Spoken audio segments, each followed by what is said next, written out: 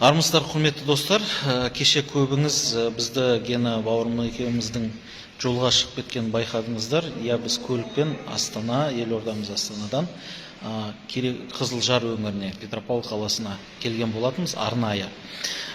Бұл біздің саяхатымыздың себебі Петропавл қаласында өткен керемет форум. Бұл жерге қазақ тілінде еркін сөйлейтін, жетік меңгерген біздің өзге ұлттың бауырларымыздың жиналғаны бізге келуімізге себеп болды.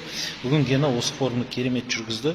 Мен ойлаймын, Гена қазір өзінің әсерін айтады сіздерге. Ал тағы да ассалаумағалейкум, құрметті ағайындар, құрметті оқырмандарымыз, ардақты ағайындарымыз.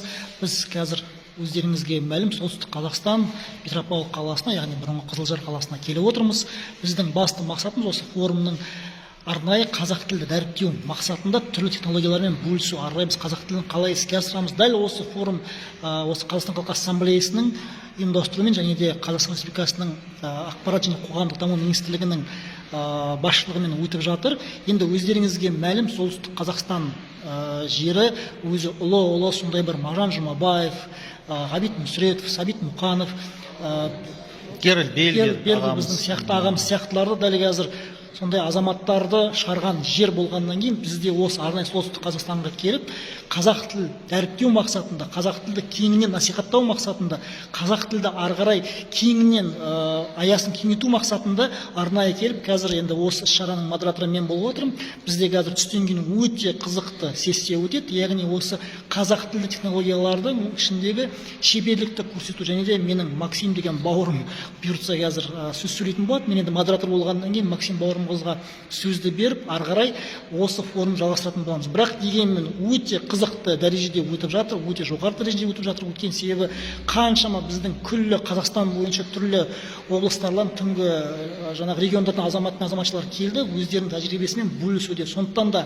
сіздер біздің тиктокымыздан алыстамаңыздар. Біз түрлі осы тілге қатысты, тілдің мәдениетіне, еліміздің осындай бір тілге қатысты түрлі дүниелерді біз қозғайтын боламыз. Сондықтан да алыстамаңыздар, біз біргеміз. Макс, мен қоса кетейін. Жалпы көп жағдайдан бүгінде мысалы менен сұрап отыр, осындай форумлардың не қажеті бар, қашан осы форумдан арыламыз деген секілді. Жігіттер, қыздар, бір мәселені түсінейік.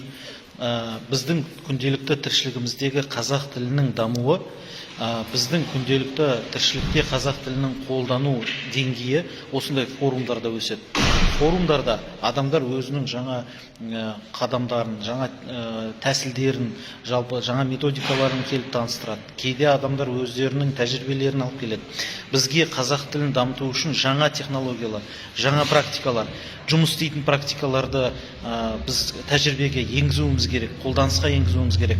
Сондықтан осындай шараларға дұрыстап қарайық. Әрине, бұндай шаралардың да деңгейін және сапасын бәлкім көтеруіміз керек шығар, бірақ бұлардың қазақ тіліне деген көмегі орасан зор. Осыны ұмытпайық.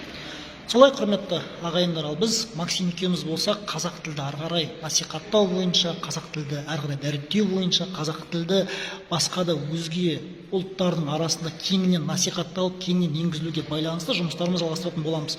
Өйткені бұл біздің парызымыз, біздің міндетіміз, біздің мемлекет тілі бұл қазақ тілі. Және де осыны біздің күллі қазақстандықтар титулды ұлт қазақ ұлт болып табылатын, одан бөлек басқа түрлі этнос өкілдері осыны білуге міндетті. Біздің қазақ тілі ол бізді біріктіретін, күш болып табылатын дүние. Сау саламат болыңыздар ағайындар, ауырмайық. Аман болыңыздар, жақсы.